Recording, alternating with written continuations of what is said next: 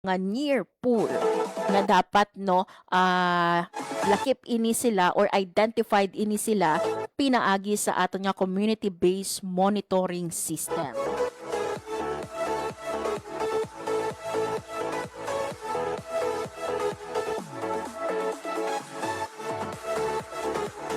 Samtang mga biyan,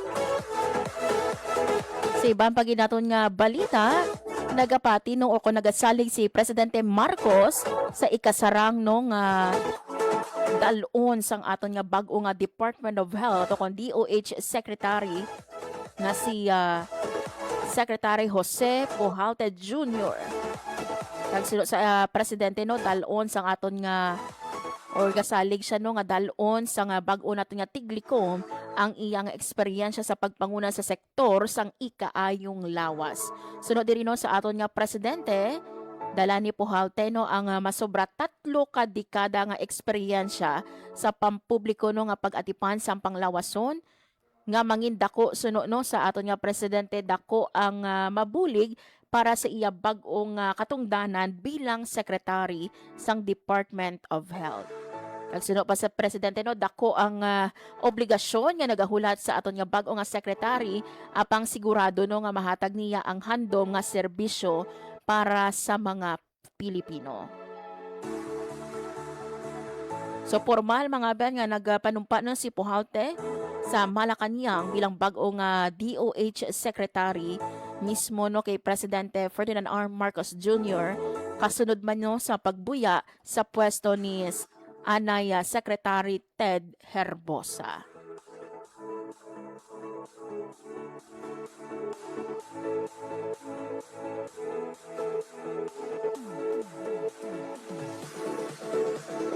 Prior mga abyano sa sining appointment sang bag-o naton nga secretary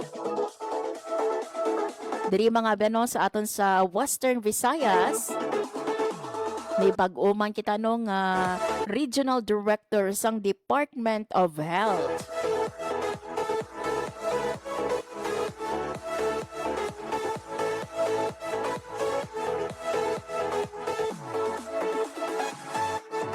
Nagpungko na mga beno ang bag-o naton nga Regional Director sang Department of Health Western Visayas Center for Health Development nga si Dr. Marwin Bello. Talos diri mga abyano sa aton anay nga Regional Director Dr. Helen Tobias.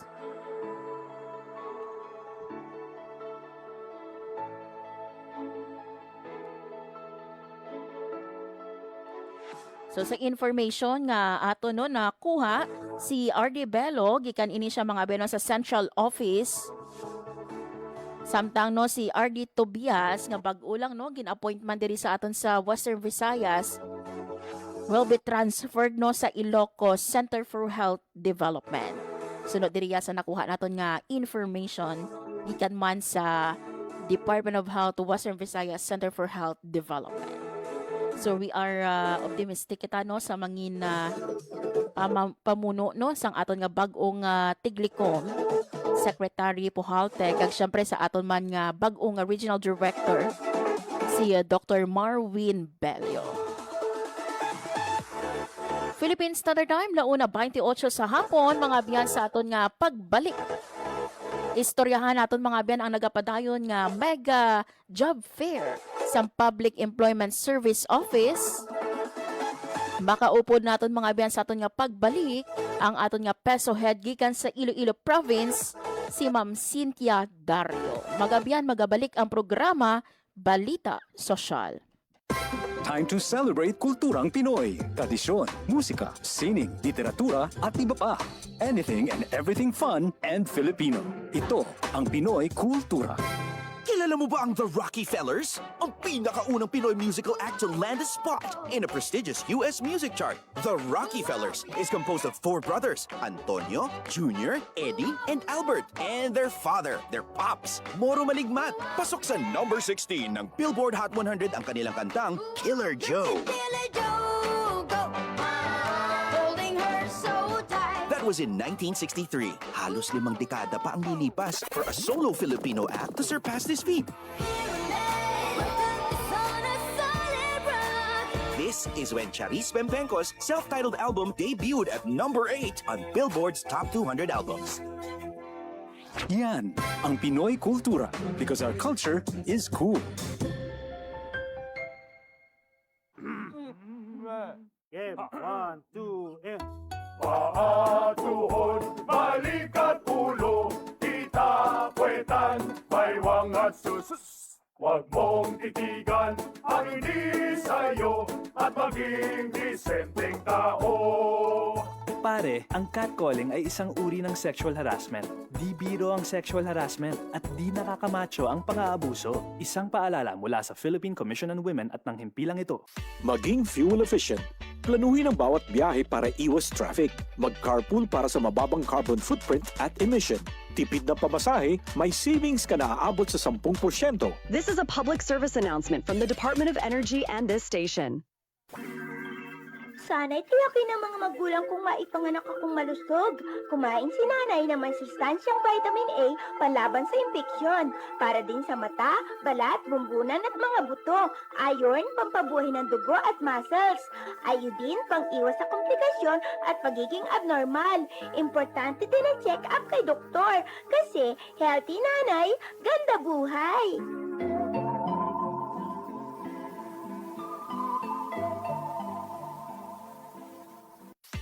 Maging fuel efficient. Siguraduhin na walang bagahe na di kinakailangan sa sasakyan. Magmaneho ng wasto at iwasan ang idling. May savings ka na aabot sa 15%. This is a public service announcement from the Department of Energy and this station. Time to celebrate kulturang Pinoy. Tradisyon, musika, sining, literatura at iba pa. Anything and everything fun and Filipino. Ito ang Pinoy kultura. Flight PR 1043, now boarding. Hey, that's us! Vacation, here we go! Always love flying the first and oldest commercial airline in Asia, our very own flag carrier, Philippine Airlines. Dreaming of love while cruising at high altitudes. Did you know this track was specifically made for Philippine Airlines back in the 70s? Composed by Jose Marichan and arranged by Ryan Cayabyab. Closer to heaven with 30,000 feet. Brings back good old memories, at the same time, creating new ones with a new generation. Oo, ang ganda pa naman ng kanta. Leave all your worries as we soar over the clouds. I don't know about you, but I always feel a sense of pride every time I see our flag carrier on airports or up flying high in the sky. They'll be shooting stars through time and space. Yan ang Pinoy kultura because our culture is cool. Maging mapanuri, huwag maging biktima. Ito ang karanasan ni Joanna, Elena at Shona. Sinabi niya sa nanay ko, mabibigyan nila ako ng trabaho. Pwede niya daw akong gawing singer. Sa abroad daw. Doon ako pupunta para magtrabaho. Hindi niya sinabi yung trabaho ay sumayaw ng nakahubad. Kinulong ako kasama ng mga ibang babae at hindi pinakain. Umabot ako ng Singapore. Pinilit naman ako makipagtalik sa mga foreigners. Doon ako nabuntis. 15 years old lang ako noon. Dito sa Pilipinas, 100,000 na bata ay pinapasok sa sex trade. Ang child trafficking ay isang krimen. Mag-report sa Action Line 02-1343. Hindi mo kailangang makita ang mga mukha nila para maramdaman ang takot nila. Isang paalala mula sa ECPAT Philippines, Interagency Council Against Trafficking, PIA at ng himpilang ito. Time to celebrate kulturang Pinoy. Tradisyon. Philippine Standard Time, 1:32 sa hapon. Sa gihapon mga biyan, nagapamati ka mo sa programa Balita Sosyal. Radyo Pilipinas. Radyo Publiko. Radyo Pilipinas. Mga biyan, as mentioned earlier no, sa aton nga pagpangalagad subong nga hapon, may isa kita no ka espesyal nga bisita nga makaupod subong nga hapon mga biyan, agod istoryahan naton ang nagapadayon ng mega fair or mega job fair no dira sa aton nga Iloilo Provincial Capital. Agod mga ba magdulong sang detalye no sang sini nagapadayon naton nga job fair yari sa aton piya kaniya ang aton nga peso head no sang Iloilo Provincial Government si Ma'am Cynthia Dario. Ma'am Cynthia, good afternoon sa imo and welcome sa Radyo Pilipinas Iloilo. Good afternoon. Kag subong man sa tanan nga nagapamati no sa aton subong nga programa sa Radyo Yes. Pilipinas Balita Sosyal. Yes. Ma'am Cint, una sa Hello. tanan no? Yes. Ma'am Cint. Yes. Sige. Okay. Ma'am Cint, luyag na mo ni Baloon, no? Kamusta ang aton dira no nga pagpatuman sa job fair dira sa Iloilo Provincial Capital? Mga pila na ang aton nga mga job seeker nga nagpadulong dira? Ma'am, so far as of 1 p.m. subong nga hapon no may ara na kita 1,935 nga mga job seekers nga nagkare diri sa aton nga Peso Mega Job Fair sa Iloilo Provincial Capital. And duwa ang aton nga venue subong ma'am no may ara kita sa lobby and at the same time may ara man kita sa Grand Social Hall sa Casa Real de Iloilo. Yun. Ma'am, ang ini nga 1,900 nato nga job seeker, are we expecting mataas pag ini or makalabot kita mga 2,000 considering nga until pa sa hapon ang aton nga job fair? Yes, our job fair will be until 4 p.m. today and we are expecting nga magasaka pagid ini ang numbers ng job seekers naton nga nagaabot subong kay bag-o lang gintanaw ko sa idalom do damo pa nga mga applicants nga waay pa na-cater sang aton nga mga companies. And Ma'am Cint, no, mga pila ka bilog ang atong ginatanyag dira subong no nga mga obra lokal man o kon abroad. Ang suma total sang ubra nga gina-offer naton subong we have 13,098. A combination na ina siya no sang local and overseas nga mga bakante nga gina-offer sang 98 companies nga nag-confirm sa aton. But according sa latest naton diri nga data, ang companies nga actual nga nag-abot is only 84 out of 98 nga nag-confirm. So may ara kita nga waay nag-alabot nga mga kompanya. And Ma'am Cint, no, kalabanan ano bala no ang sa nga industriya no kalabanan nga ginatanyag nga mga obra subong dira? Ang mga nalain-lain nga industries no nga naga-offer sang obra subong are coming from accommodation and food services, construction, finance and insurance, information and communication, manufacturing, wholesale and retail, and distributors. And may ara man kita from the health, especially nurses sa overseas naton damo gid subong aton nga mga job vacancies nga gina-offer sang aton nga mga overseas recruitment agencies. Yes. Ma'am Cint, bag-o lang tapos no ang iban sa mga colleges and universities naton bag-o lang tapos hiwas ang ilang mga graduation, so open ini sa tanan, even fresh graduate pwede gid makapalapit dira. Yes, pwede gid. The reason nga July kita nag-conduct sang aton nga job fair kay ginatuon naton ini siya ma'am sa graduation with the influx of the fresh graduates subong, so isa na siya karason nga damo gid ang nagkari sa aton nga job fair subong. And of course pasalamat man kami sa inyo mga media partners namon kay malaan namon nga hindi man namon masakop tanan, hindi namon masarangan tanan, but with you helping us nga nag-disseminate sang information so dako gid nga bulig sa amon. So that is why pasalamat gid kami sa inyo. Yes. Ma'am, since for those no nga luyag pa maghingagaw no nga magpadulong dira sa aton nga provincial capital, ano bala no ang kinahanglan nila nga dalon sa ilaman nga pag-apply? Yes, for those nga gusto pa maghingagaw kay may ara pa kita until 4 p.m. but it will not stop sa 4 p.m. naton if may ara pa kita nga mga aplikante kay tibalaan man naton nga ang iban malayo pa ang ginahalinan and of course depende sa shifting sang ilang nga obra. So magdala lang sila sang damo nila nga resume, sang ilang nga credentials and of course ang ilang nga mga certificates para nga amo ina siya ang ginapangayo sang aton nga mga kompanya. And also for those nga may mga kinahanglanon, may ara man kita nga help desk agencies nga naga-cater nga naga-assist sa aton nga mga applicants with the documents nga gina-require sang aton nga mga companies sa ila. Yes, I know Ma'am Cint no, this won't being this is not the first time kumbaga no ang paghiwat naton sang job fair subong nga tuig. Are we expecting another round pagid no sa mga job fair sa Iloilo Provincial Government sa idalo man sang Peso? Yes, we will have one on October sa tawag naton the Migrant and Job Fair. And then actually ma'am ikatatlo na naton ini sa subong nga tuig. The first one was in March in celebration of the Bida Ilongga sang Women's Month. A second was during the Simana sang Iloilo. And this is the third one. Actually, this is the one nga ginapreparahan ginamon kay because it's a mega job fair. Amo ni siya ang dako gid nga event namon when it comes to job fair sa nga gina-celebrate or gina-conduct namon every year. Yes, for the information, ma'am, no, sang amon nga mga tagpalamati, Ma'am Sint, no, ano pagid nga mga government agencies ang nagupo dira sa aton man nga job fair?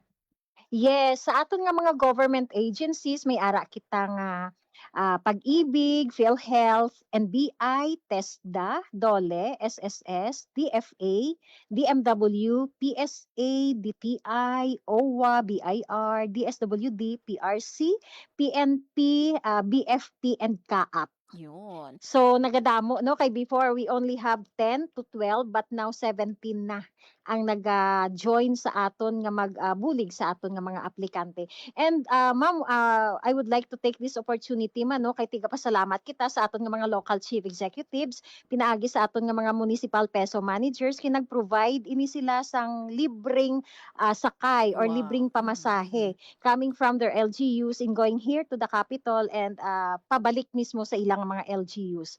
So madamo nga mga LGU ang nagsuporta sa aton like Badyangan, Balasan, Barotac Viejo, Estancia, Gimbal, Igbaras, Lambunaw, Santa Barbara, Sara, Tigbawan, and Alimudjan. So with their help no, that is why nakakam up man kita sang sininga numero nga mga job seekers kay nagdala ini sila sang ilang nga mga constituents para magpa-apply diri sa Iloilo Provincial Capital subong nga adlaw. Yes, Ma'am Sid, I don't want to take much of your time no. I know nga masako dira sa aton man nga job fair basi ang imo mabilin nga mensahe sa aton nga mga tagpalamati. Yes, so it is still ongoing no hasta karon sa hapon. So for those nga who want to apply pa, pwede gid sila makahingagaw pa kadto diri sa Iloilo Provincial Capital kay madamo nga mga vacancies ang aton nga gina-offer sa aton nga mga job seekers. Kag of course ang ini nga lihok no under gid sa development mantra sang aton nga gobernador ni Gov Toto Defensor Jr. which is the more progress, a movement for a robust, progressive, globally competitive and resilient province of Iloilo. So maayong hapon gid sa tanan nga tagpalamati and may time pa nga magkadto diri ang aton nga mga job seekers Iloilo Provincial Capital. Yes, with this Ma'am Sin, madamo gid nga salamat sa time and information nga ginhatag mo diri sa amon sa Radyo Pilipinas Iloilo. God bless you, ma'am. Yes, ma'am. Thank you, man, and God bless us all. Radyo Pilipinas. Radyo Publiko. Radyo Pilipinas. There you have it mga biyano, si Ma'am Cynthia Dario, ang ato nung head sa ato man nga Public Employment Service Office of the Manager no sa Iloilo Provincial Government sa siniman nga nagapadayon nato nung Peso Mega Fair or Mega Job Fair sa Iloilo Provincial Capital. So pwede no until subong nga hapon padayon sa pagbato ng aton man nung mga kompanya. We have more than 80 plus no nga mga companies nga nagbuylog subong nga adlaw sa aton man nga job fair. So sa mga kauturan naton nga nagapamati subong nga hapon, nagapangita no sang obra or mga fresh graduates naton dira. Magprint hingagaw print sang inyong resume agod nga makahingagaw pa dito no sa schedule sang aton man nga job fair.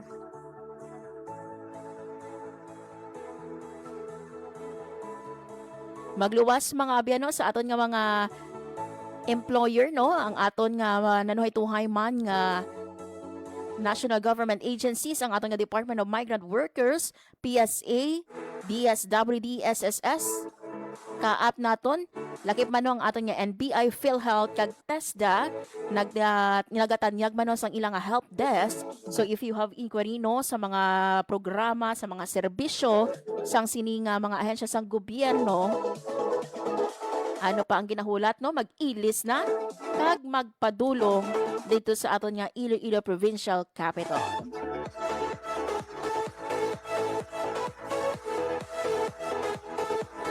Philippine Standard Time, 1:43 sa hapon.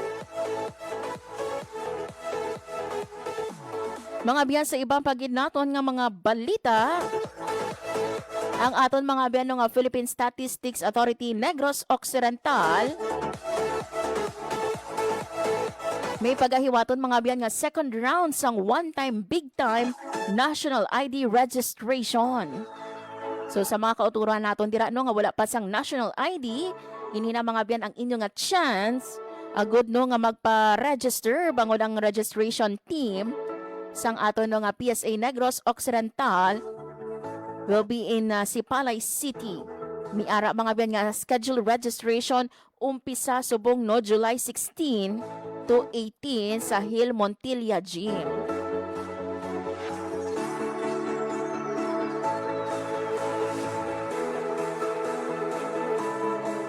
So sa mga kauturan nato no nga luyag magkuha sang national ID, kinahanglan no nga magdala lang sang inyong supporting documents. Pwede ka mo kadala din no sa mga primary supporting documents ninyo kapareho sang PSA birth certificate, kag isa no ka government issued ID nga may photo, full name, signature o kon thumb mark. Pwede man no sang Philippine passport o kon e-passport, UMID card o kon GSIS o kon SSS. Kag pwede man no sang LTO driver's license o kon student permit. Ang secondary supporting documents naton pwede kadala no sang ara no na flash sa aton nga screen but for the benefit no sa mga tagpalamati naton sa radyo.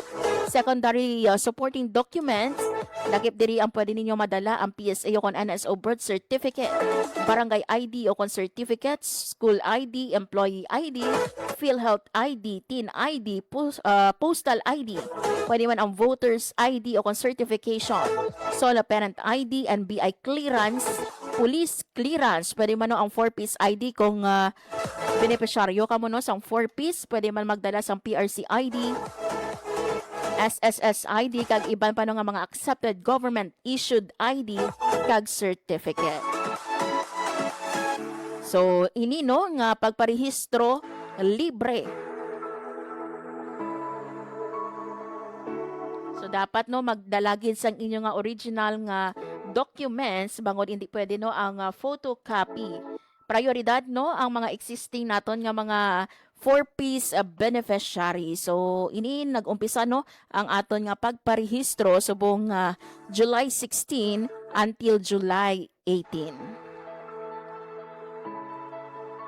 Samtang mga biyan sa syudad naman sang Pasig diri sa aton sa Iloilo, may pagahiwaton nga mobile registration and information drive schedule.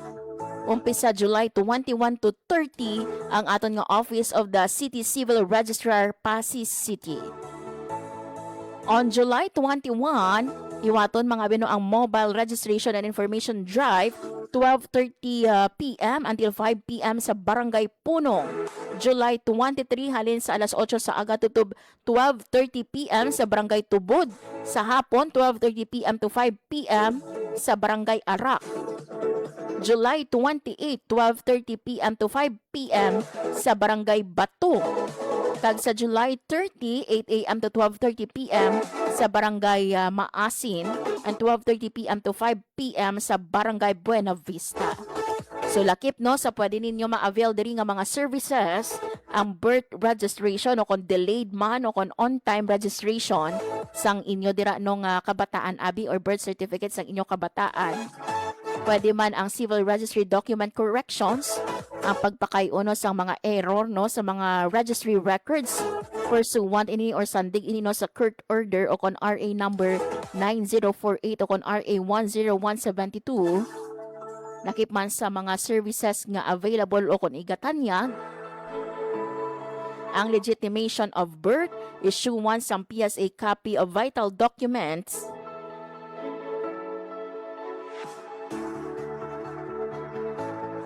kapareho sang birth, marriage, death, or senomar o konsemar.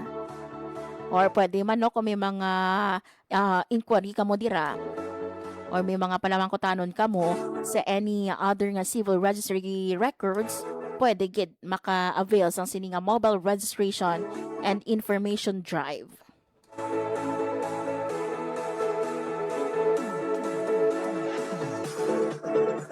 So i-check no ang posting sang inyo nga mga barangay agod sa schedule, pero gina-flash naton currently no sa screen sa aton nga Facebook Live ang iniman nga schedule no sa mga barangay dira sa Pasig City. By the way, mga biyan, kahapon guest nato na diri sa Balita Sosyal ang aton man nga Iloilo City Civil Registry Office kung sa diin no ang aton nga city or Iloilo City Civil Registry Office will be having a mobile registration sa August 10 to 11. Hiwaton iniya no sa entrance sang Iloilo City Hall sa atubang no or fronting dira sa aton nga Plaza Libertad. So magaumpisa ini right after sang aton nga pagahiwaton nga flag raising ceremony kag bukas ini sa tanan no nga mga government employees, mga pumuluyo sang syudad kag walk-in clients. Kahapon no gimpahayag hindi lang mga pumuluyo sang Iloilo City ang pwede maka-avail but even no sa mga kalapit naton diri no nga mga banwa pwede gid no makapa-register o kon makaupod sa mobile registration sang Iloilo City Civil Registry Office. So lakip man diri no sa mga services nga iga-offer ang birth registration, marriage registration, lakip man ang death registration, petitions no sa correction sang inyong clerical or may ara kamo dira nga mga clerical error o kon ipa-change abi for example ang inyong spelling o kon date no sang inyong pagkatawo pwede gid ma-avail didto or pwede man magpa-change kamo sang first name o kung magpakonsulta o sang inyo no nga mga civil registration o kung mga document verification. Ang aton nga PSA magatanyag man no sang mobile civil registry system, issuean sang PSA birth, marriage and death certificate, issuean sang Sinomar, ari pagid PhilSys national ID registration kag iban pa no nga mga serbisyo. So all you need to do no magbisita dira sa Iloilo City Hall on August 10 to 11. This is part mga biyanan sa aton nga pagsaulog sang Charter Day. Kag may ara man by the way ha nga mass wedding nga hiwaton ini no sa August 19. Ang registration no or last day of filing will be until August 6. So kinahanglan lang no dala or upod ka mo dira no sang imo pakaslan